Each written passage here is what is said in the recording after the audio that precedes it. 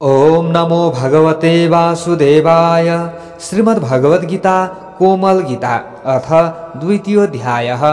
सम्पूर्ण सज्जनवृन्दहरू, आज हजुरहरू समक्षमा कोमल गीताको अध्याय 2 लिएर उपस्थित भएको छु। श्लोक सहित अर्थ पनि हजुरहरू समक्षमा आज राखिनेछ।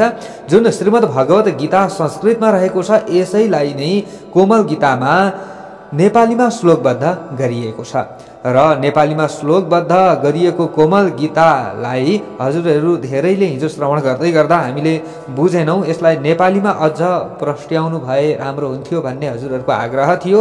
आज नेपालीमा पनि हजुरहरू समक्षमा श्लोक सहित अर्थ पनि राखिनेछ। अन्तसम्म हजुरहरूले श्रवण गरेर जीवन धन्य बनाउनुहोला, लाभ उठाउनुहोला, यही अनुरोध म गर्न चाहन्छु। हिजो हामीले एक अध्यायमा श्रवण गरेका थियौँ। जो धृतराष्ट्रजी हुनुहुन्थ्यो, उहाँले कुरुक्षेत्रमा भइरहेको युद्ध हुन लागिरहेको युद्धका बारेमा पुरा सञ्जयजीसँग सोध्नु भएको थियो। हस्तिनापुरमा बसेर सञ्जयजीलाई उहाँले भन्नुभएको थियो, हे सञ्जय, मेरा दुर्योधन आदि गरेका छोराहरू र पाण्डुका युधिष्ठिर आदि गरिएका जो छोराहरू रहेका छन्, उनीहरूले पुण्यभूमि धर्मक्षेत्र कुरुक्षेत्रमा के गरिरहेका छन् त्यो वर्णन गरेर सुनाऊ भनेर भन्नुभएको थियो। र सञ्जयजीले सबै वृत्तान्त श्रवण गराउनु भएको थियो। दुवैपट्टिका चाहिँ युद्धका लागि तयार भएका सेनाहरूका बारेमा उहाँले वर्णन गर्नुभएको थियो भने जब युद्धका लागि शङ्ख ध्वनि भयो, शङ्ख ध्वनि भइसकेपछि अर्जुनजीको आज्ञाद्वारा भगवान् श्रीकृष्णजीले सारथी बनेर रथलाई दुवै सेनाहरूको नजिक यानि कि मध्यमा लानुभयो। सेनाहरूमध्ये बिचमा लानुभयो। रणभूमिको बिचमा लगिसकेपछि अर्जुनजीले हामीसँग युद्ध गर्नका लागि कौरव पक्षका को आएका छन् त भनेर हेर्दाखेरि उहाँले देख्नुभयो कि सबै आफ्नै आफन्तहरू छन् भनेर देखिसकेपछि उहाँलाई साह्रै ग्लानि भयो। उहाँले पश्चाताप गर्नुभयो। आफ्नै ससुराहरू, आफ्नै सम्पूर्ण चाहिँ बन्धुबान्धवहरू युद्धका लागि आएको देखिसकेपछि अब यो घोर पाप हुन्छ। एक अर्का बीचमा हामीमा लडाईँ गरेर हामीले अब यहाँ वर्ण शङ्कर चाहिँ भित्र्याउँदैछौँ। सन्तानहरूमा स्त्रीहरूका चाहिँ सबै पतिहरू कति मारिनेछन्, ती मारिसकेपछि स्त्रीहरू एकल रहन्छन्। अब यहाँ वर्णशङ्कर फैलिन्छ। वर्णशङ्कर फैलिसकेपछि पितृहरूको पनि उद्धार हुन गाह्रो छ। त्यसैले यो धेरै ठुलो पाप हुन्छ। अब आफ्ना सङ्गीजनहरूमाथि, आफ्ना गुरुहरूमाथि मैले कसरी अस्त्र उठाउने, म यो अस्त्र उठाउन सक्दिनँ भनेर भगवान् श्रीकृष्णजीसँग यसरी अर्जुनजीले भन्दै हुनुहुन्थ्यो हिजोको प्रसङ्गमा। र अर्जुनजीका हातबाट शस्त्रहरू पनि छुटेका थिए। शस्त्रहरू छुटे। म युद्ध गर्दिनँ हे श्रीकृष्ण, म आफन्तसँग युद्ध गर्दिनँ। मेरो शरीर कामिरहेको छ, म थरथरी कामिरहेको छु। मेरो शरीर रोमाञ्चित भइरहेको छ। मेरो हातबाट धनुष खसिरहेको छ।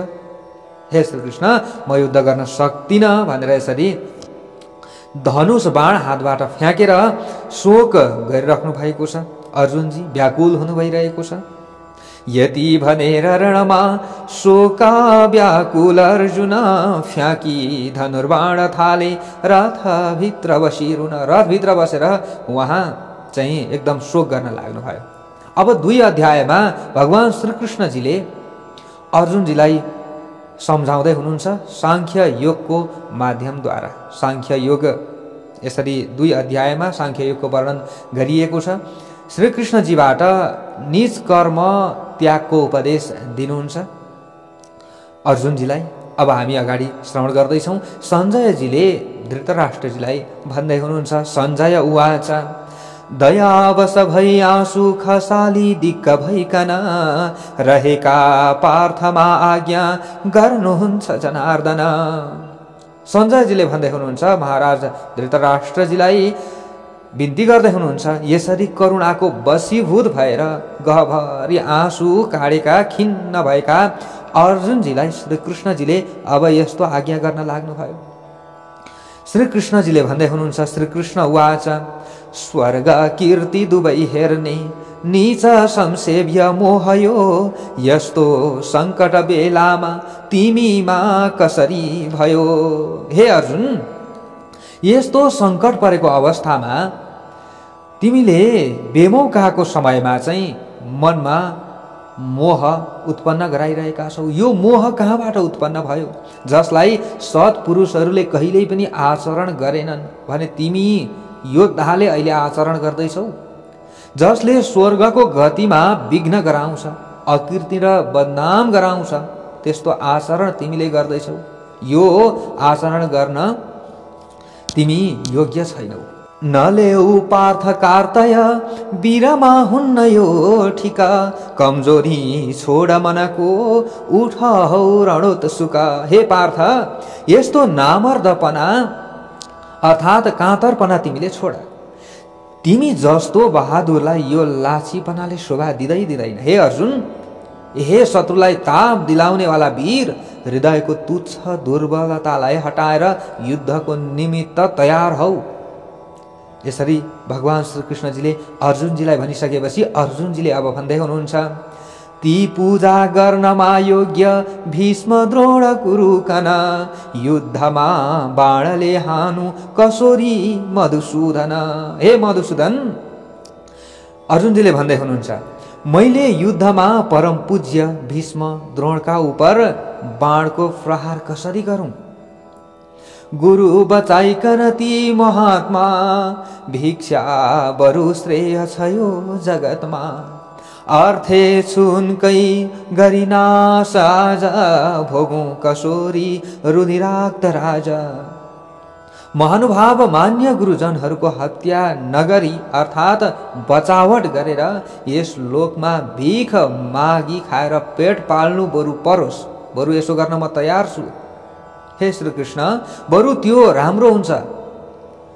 प्राण पालनका निमित्त लालची भएका उनै गुरुजनको वध गर्नाले यसै लोकमा म उनका रगतले मुछिएका भोगहरू कसरी भोग्न सकौँला। हे श्री कृष्ण, हामी जितौँ या उनले जितेमा, जानिन्न के श्रेय छ यो दुईमा। जो मारिँदा बाँच्नु अयोग्य ठान्छौँ, बन्धु उनै लड्न तयार देख्छौँ। हे श्री कृष्ण, हामीहरू जितौँ अथवा उनीहरूले हामीलाई जितुन्, हाम्रा निमित्त जित्नु असल छ या हार्नु, यो पनि म बुझ्दै छैन। जसलाई मार्नाले हामी खुद आफै बाँच्न चाहन्नौ, जसलाई मार्दा हामी आफै मरेको सरह म ठान्दैछु। तिनै धृतराष्ट्रका पुत्रहरू कौरवहरू युद्धका निमित्त हाम्रा सामुन्नेमा खडा भइरहेका छन्। कार्पण्यले यो मन बिग्रनाले, म सोद्धछु धर्म नसम्झनाले। जो श्रेय हो निश्चित त्यही खुलाई, आज्ञा होस् भक्त म शिष्यलाई। हे श्री कृष्णजी, मेरो प्रकृति यस कार्पण्य करुणादि दोषले बेकममा बनेको छ। मलाई आफ्नो धर्म अर्थात् कर्तव्यको मनमा मोह भएको छ। यस निमित्त म हजुरसँग सोद्धछु, म शरणगत शिष्य हुँ तपाईको। मलाई जो निश्चित रूपले सबभन्दा कल्याण हुन्छ उही कुरो उपदेश गर्नुहोस्। जे गर्दा मेरो कल्याण हुन्छ त्यो मलाई उपदेश गर्नुहोस्। हे श्री कृष्ण, हे गुरु भनेर उहाँले अब गुरु मान्दै हुनुहुन्छ। म शिष्य हुँ तपाईको, म शिष्यको उद्धार गर्नुहोस् भनेर यसरी यो आशय राख्दै हुनुहुन्छ अर्जुनजीले। यो भूमि निष्कण्टक उच्च राज्य, मिलोस् तथा स्वर्गत देव राज्य। देखिन्न नै इन्द्रिय शोषकारी, सन्ताप हर्ने चिज नै मुरारी। किनभने हे मुरारी, हे मुर नाम गरेका दैत्यलाई नाश गर्नेवाला हे श्री कृष्ण, पृथ्वीको निष्कण्टक समृद्ध खूब उन्नति भएको राज्य र देवताहरूको अधिकार, स्वर्ग लोकको रजाई मिले पनि मेरा यी सारा इन्द्रियलाई सुकाई बेकममा गराउने, शोकलाई हटाउन सक्ने कुनै त्यस्तो साधन उपाय म देख्दिन। मैले त्यो साधन देखेकै छैन भनेर यसरी भन्दै हुनुहुन्छ अर्जुनजीले श्रीकृष्णजीसँग। केही उपदेश गर्नुहोस् भनेर भन्दै हुनुहुन्छ। सञ्जयजीले उता धृतराष्ट्रजीलाई सुनाउँदै हुनुहुन्छ यो सबै कुरा। वीर अर्जुनले राजन यति श्री कृष्णमा भनी, युद्ध गर्दिन हे कृष्ण भनी चुप भए उनी। सञ्जयजीले भन्दै हुनुहुन्छ, हे महाराज, हे धृतराष्ट्रजी, यसरी शत्रुलाई सन्ताप गराउने अर्जुन श्री कृष्णसँग पूर्वोक्त कुरा भन्दै म अब युद्ध गर्दिन यति भनेर चुप लागे। ती दुई सैन्यका बीच शोकार्त विजयीकन भन्नुभयो कृष्णले केही हाँसे जस्तो गरिकन। अब भगवान श्री कृष्णजीले भन्न लाग्नुभयो। त्यस पछाडि सञ्जयजीले भन्दै हुनुहुन्छ धृतराष्ट्रजीसँग, हे भरतवंशी महाराज, दुवै सेनाका बीचमा बहुतै दिगदार भएर बसेका अर्जुनलाई श्री कृष्णबाट केही हाँसे जस्तो गरेर मुसुक्क हाँसेर आज्ञा गर्न लाग्नुभयो। श्री कृष्णजीले भन्दै हुनुहुन्छ, श्री कृष्णजीले अब के भन्नुहुन्छ त? श्री भगवान उवाच, असोच्यको शोक गर्छौ छाड्दछौ बात बुद्धिको, कुनै बाँचुन् मरुन् विद्वान गर्दैनन् शोक यत्तिको। जुनको शोक गर्नु उचित छैन उनैको शोक गर्दै तिमी यस्ता कुरा छाटिरहेका छौ हे अर्जुन, कि जो सुन्दामा त ज्ञानका जस्ता ठानिन्छन् त्यस्तो ठहरिन्छ पनि वास्तविक ती ज्ञानका होइनन्। तिमीले जति पनि कुरा भन्दैछौ नि त्यो ज्ञानको म मान्दिन। हेर, जो पण्डित छन्, जो ज्ञानीहरू छन्, उनीहरू बाँचेका या मरेका कुनैको निमित्तमा पनि शोक गर्दैनन्। हामी सबै के हौ? सनातनी हौ। तिमी म यी सबै राजा अघि पनि छँदै थियौं, पछि पनि हुने नै छौं, किन यो मूढता लियौ? हे अर्जुन, पहिले पनि म, तिमी र यी सबै यहाँ जति पनि देख्दैछौ यो राजाहरू छँदै थिए, त्यसपछि पनि म, तिमी र यी सबै रहन्छौं। यो कुरा होइन कि भन्ने तिमीले पटक्कै नठान। देहीले देहको बाल्य जवानी वृद्धता सरी, देहान्तर पनि लिन्छ धीर आतिन्न केही गरी। यस देहमा जस्तै बालकपन, जवानी र बुढ्याई आदि अवस्था प्राप्त हुन्छ, त्यस्तै देहधारी आत्माको एक शरीर छोडेर अर्को शरीरमा प्राप्त हुने पनि हुन्छ। जो धीर विद्वान पुरुष छ त्यो यस्तोमा मोह गर्दैन, अर्थात् घडबडाउँदैन, ऊ डराउँदैन, यताउता विचलित हुँदैन। हे अर्जुन, हे कुन्ती पुत्र, शीतोष्ण सुख दुखादि दिने इन्द्रिय सङ्गमा आउना साथ नासिन्छन्, नित्य छैनन् सहु सब। हे कुन्ती पुत्र, विषय जो बाहिरी चीजहरू रहेका छन्, यी बाहिरी चीजहरूका साथ इन्द्रियको संयोग नै तातो र चिसो, सुख दुःख इत्यादि दिने यस्तो छ। त्यो संयोग कहिले हुन्छ, कहिले नासिन्छ, अतएव अनित्य छ। हे भारत, शोक नगरेर तिमी त्यसलाई सहन गर। विषयेन्द्रिय संयोग जन्य दुःख सुखादिले, जो धीर कति डग्दैन मुक्ति पाउँछ त्यसले। किनभने हे पुरुष श्रेष्ठ, हे अर्जुन, त्यो अनित्य विषयेन्द्रिय संयोगले आफ्नो संयोग वियोगबाट जुन पुरुषलाई दुःख गर्न सक्दैन, सुख र दुःखलाई समान सम्झने उही धीर पुरुष अमृत भावमा अर्थात् अमृत ब्रह्मको स्थिति प्राप्त गरी लिनमा समर्थ हुन्छ। जो छैन त्यो हुँदै हुन्न, जो छ त्यो छ सधैँ पनि, सत असत दुईको तत्व देख्दछन् ज्ञानवान मुनि। हे अर्जुन, जो छैन त्यो कहिल्यै हुँदै हुन्न र जो छ त्यो सबै कालमा छँदैछ।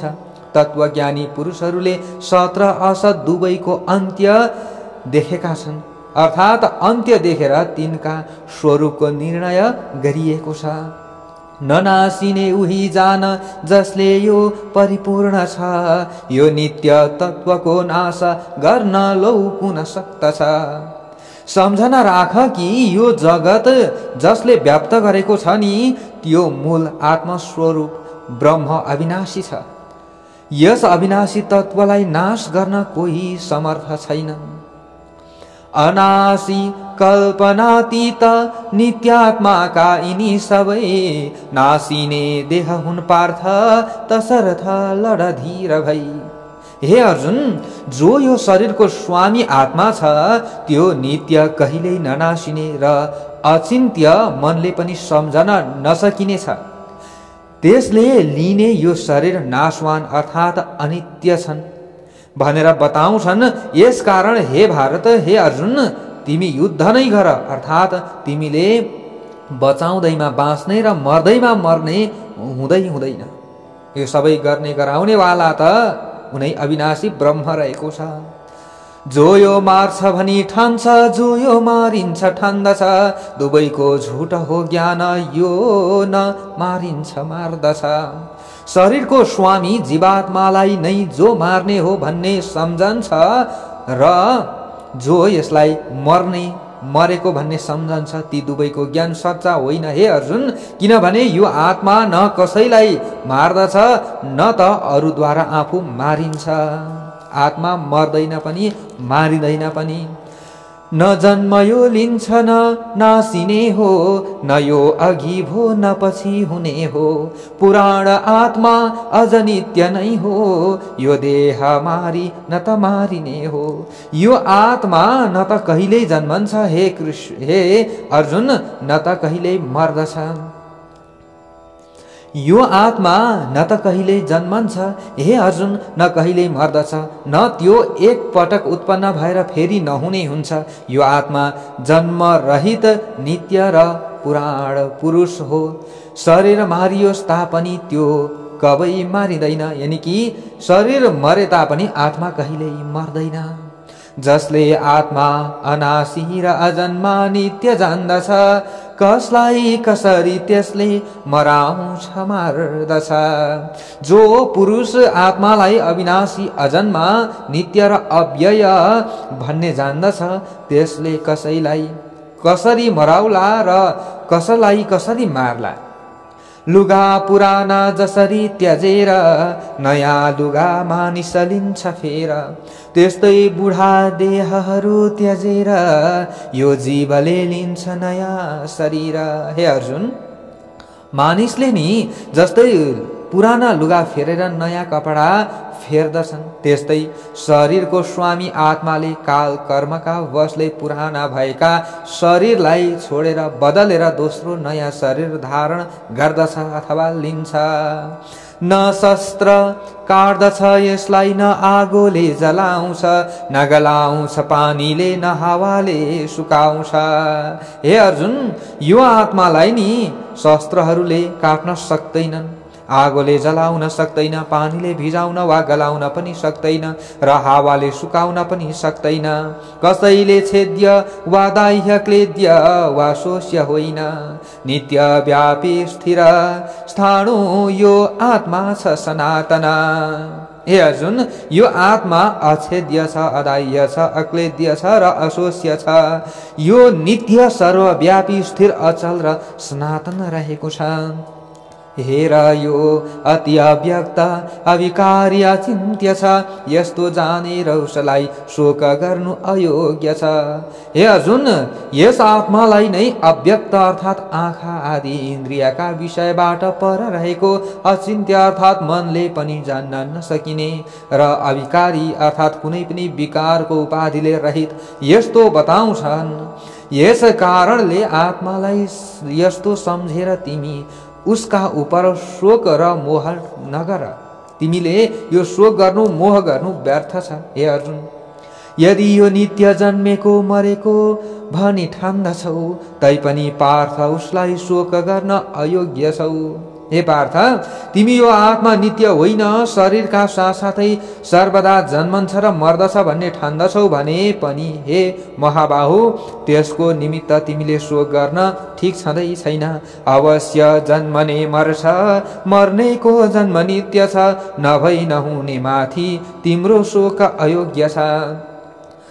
किनभने जो जन्मन्छ त्यसको मृत्यु निश्चित छ र जो मर्दछ उसको जन्म पनि निश्चित छ। यस निमित्त यस्तो नभई नछोड्ने कुराका उपर यो माथि कहिएको तिम्रो मतको अनुसार पनि तिमीले शोक गर्न उचित हुँदैन। देखिन्न पहिले प्राणी, देखिन्छन् तिनी मध्यमा, आखिर फेरि देखिन्नन् सोचनु कुन बातमा। सब भूत प्राणीहरू, भूत माने प्राणीहरू पहिले अव्यक्त हुन्छन्, नजानिने हुन्छन्, मध्यमा व्यक्त हुन्छन्, जानिने हुन्छन् र मरण भएमा फेरि ती के हुन्छन्, अव्यक्त हुन्छन्, फेरि उनीहरू नजानिने हुन्छन्। यदि यस्तै सबैको स्थिति छ भने हे अर्जुन, ती तीन कुरा मध्येमा शोक कुन कुराको गर्नु? आश्चर्य भई यसका नहेर्छ कोही, आश्चर्यकै साथ कहन्छ कोही। आश्चर्य भई यसका नहेर्छ कोही, आश्चर्यकै साथ रहन्छ कोही। आश्चर्य मानिकन सुन्छ कोही, सुने पनि यो बुझ्दैन कोही। मानु कोही त आश्चर्य अर्थात् अद्भुत चीज नै सम्झेर आत्मातर्फ दृष्टि दिन्छ, कोही आश्चर्यमा नै परि यसको वर्णन गर्दछ, अर्को कुनै मानव आश्चर्य नै भएर यसलाई सुन्दछ। परन्तु यस प्रकार देखेर सुनेर वर्णन गरेर पनि यिनीहरूमा कुनै पनि यस आत्मालाई वास्तविक जान्दैनन्। देही मारेर मारिन्न कसैका देहको पनि, तस्मात् प्राणी सबैमाथि गर्दछौ शोक के भनी। हे अर्जुन, हे भारत, सबका शरीरमा रहने जीवात्मा सर्वदा अवध्य अर्थात् कहिल्यै पनि वध यानि कि मार्न नसकिने यस्तो छ। त्यसकारण सबका अर्थात् कुनै पनि प्राणीका विषयमा शोक गर्नु तिमीलाई योग्य छैन। स्वधर्म पनि सम्झेर काँप्नु यो अयोग्य छ। स्वधर्मको युद्धभन्दा क्षत्रियको श्रेय कौन छ? हे अर्जुन, यो बाहेक स्वधर्मतिर हेरौँ भने पनि यस बखत हिम्मत हार्नु, कातर हुनु तिमीलाई उचित देखिँदैन। किनभने धर्मोचित युद्ध बाहेक क्षत्रियलाई ज्यादै कल्याण गर्ने अरू कुनै कुरा छँदै छैन।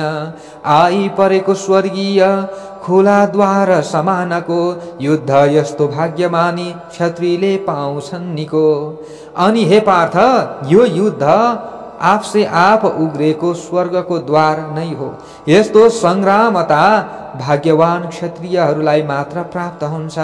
यस्तो यो धर्मको युद्ध तिमी छोड्दछौ भने धर्म कीर्ति दुवै नासी हुन्छौ दुर्नाम पाउने। अतएव यदि तिमीले आफ्नो धर्मको अनुकूल भएको युद्ध गरेनौ भने आफ्नो कर्तव्य कीर्तिलाई समेत गुमाएर ठुलो पापको भागी तिमी बन्नेछौ। बदनामी सबै तिम्रो गाउने छन् अनेक स, मृत्यु भन्दा ठुलो हुन्छ ठुलाका नीति दुर्यस। यति मात्र होइन हे अर्जुन, कि धेरै कालसम्म दुनियाँहरूमा तिम्रो बदनामीको चर्चा फैलिरहनेछ। प्रतिष्ठित इज्जतदार पुरुषको बदनाम हुनु मर्नु भन्दा पनि बढी ठहर छ। हे अर्जुन, त्यसैले युद्धका लागि उठ, युद्धका लागि खडा हौ, डरो हौ भन्ने यसरी यो सन्देश दिइराख्नु भएको छ। जो भगवान श्री कृष्णजीले महारथीले ठान्ने छन् भाग्यो यो डरले भनी, जो वीर ठान्दथे तिनले भन्ने छन् भगवा पनि। सब महारथीहरू तिमीलाई डराएर युद्धमा हट्यो भन्ने ठान्ने छन् र मानिसहरूले अहिलेसम्म तिमीलाई वीरमा अग्रगण्य सम्झन्थे नि जतिले, तिनीहरू सबैले तिमीलाई अयोग्य रहेछ, यो यसमा योग्यता कति पनि रहेनछ भन्ने ठान्दछन्। तिम्रो सामर्थ्यको निन्दा गर्दै दुश्मन वर्गले अवाच्य धेरै बक्ने छन् यो भन्दा बढी दुःखले। यस्तै तिम्रा सामर्थ्यको निन्दा तिम्रा शत्रुहरूले गान गर्नेछन् र तिम्रा अनेक कुराहरू गर्नेछन्, तिम्रा विषयमा विभिन्न कुराहरू भन्नेछन् जो भन्नै नसकिने छन्। यसभन्दा ठुलो दुःख गर्ने कुराहरू के होला? हे अर्जुन भनेर यसरी भगवानले बारम्बार सम्झाउँदै हुनुहुन्छ। मरे स्वर्ग जितेदेखि पृथ्वीको भोग निर्भय, तसर्थ उठ कौन्तेय युद्धमा गरी निश्चय। हे अर्जुन, मारियौ भने स्वर्ग जान पाउनेछौ, किन चिन्ता गर्छौ? जित्यौ भने पृथ्वीको राज्य भोग गर्न पाउनेछौ। यस कारण हे अर्जुन, युद्धकै निश्चय गरेर उठ, तयार हौ भनेर यसरी भगवान श्री कृष्णजीले एकदम जो अर्जुन हुनुहुन्छ अर्जुनजीलाई भनिराख्नु भएको छ।